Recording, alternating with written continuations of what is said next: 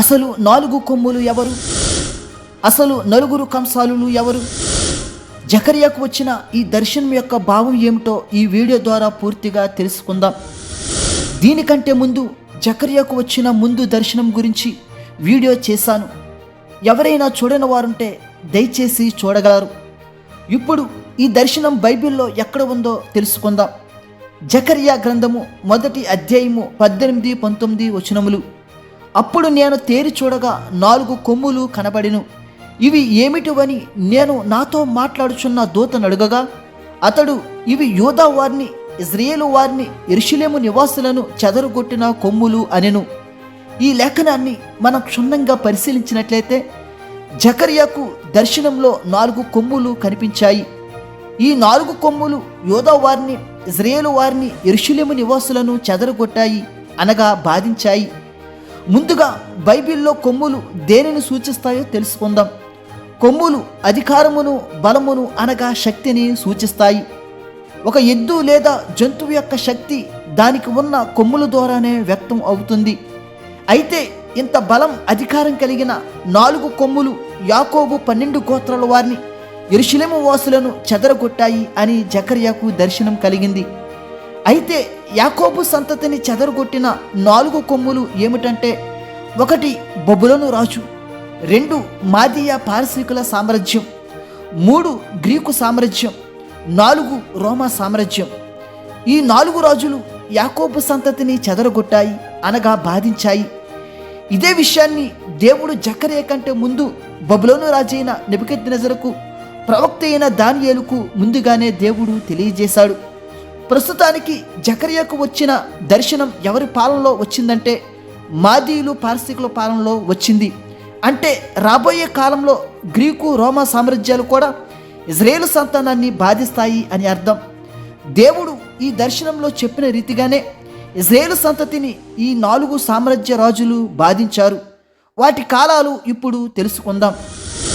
బబులోన్లు క్రీస్తుపూర్వం 605 నుండి క్రీస్తుపూర్వం 539 వరకు ఇజ్రాయేలు సంతతిని బాధించారు. మాదీయులు, పార్సీకులు క్రీస్తుపూర్వం 539 నుండి క్రీస్తుపూర్వం 331 వరకు, అలాగే గ్రీకులు క్రీస్తుపూర్వం 331 నుండి క్రీస్తుపూర్వం 168 వరకు, మరియు రోమియులు క్రీస్తుపూర్వం 168 నుండి క్రీస్తు శకం 476 వరకు. ఈ 4 రాజ్యాల చేత ఇజ్రాయేలు సంతతి బాధించబడింది. అయితే తరువాత జకర్యాకు 4 కంసాలులు కనిపించారు. ఈ 4 కంసాలు ఏమి చేస్తారంటే, ముందు కనిపించిన 4 కొమ్ములను పడగొడతారు అని లేఖనం సెలవిస్తుంది. జకర్యా 1వ అధ్యాయము 21వ వచనం.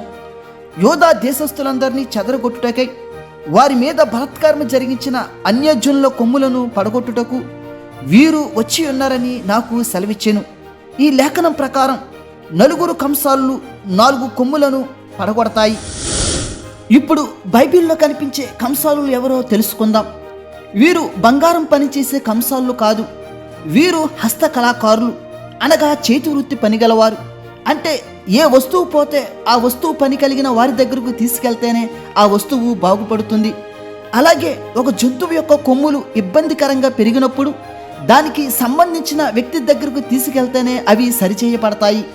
అందుకే వారిని బైబిల్లో కంసాలు అని తర్జుమా చేశారు. అయితే ఇప్పుడు ఇజ్రాయేలు సంతతిని బాధించిన 4 కొమ్ములను సరిచేయాలి, అనగా పడగొట్టాలి.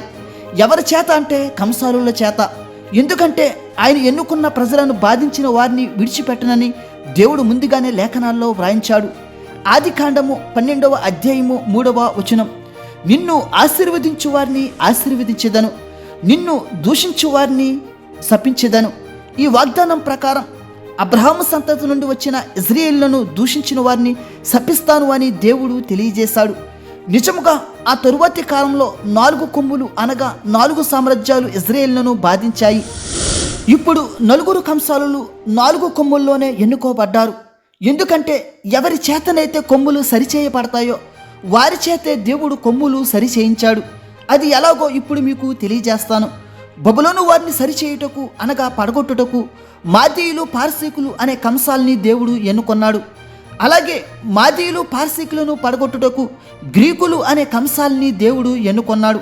అలాగే గ్రీకులను పడగొట్టుటకు రోమీయులు అనే కంసాల్ని దేవుడు ఎన్నుకొన్నాడు. అలాగే రోమీయులను పడగొట్టుటకు మతపరమైన రోమీయులు అనే కంసాల్ని దేవుడు ఎన్నుకొన్నాడు. ఈ విధంగా 4 కొమ్ములను 4 కంసాల చేత దేవుడు పడగొట్టించాడు. అనగా దేవుని ప్రజలను బాధించిన వారిని దేవుడు శిక్షించాడు. ఇంతటితో ఈ దర్శనం ముగించబడింది. దేవుడు మిమ్ములను మీ కుటుంబములను దీవించునుగాక. ఆమేన్.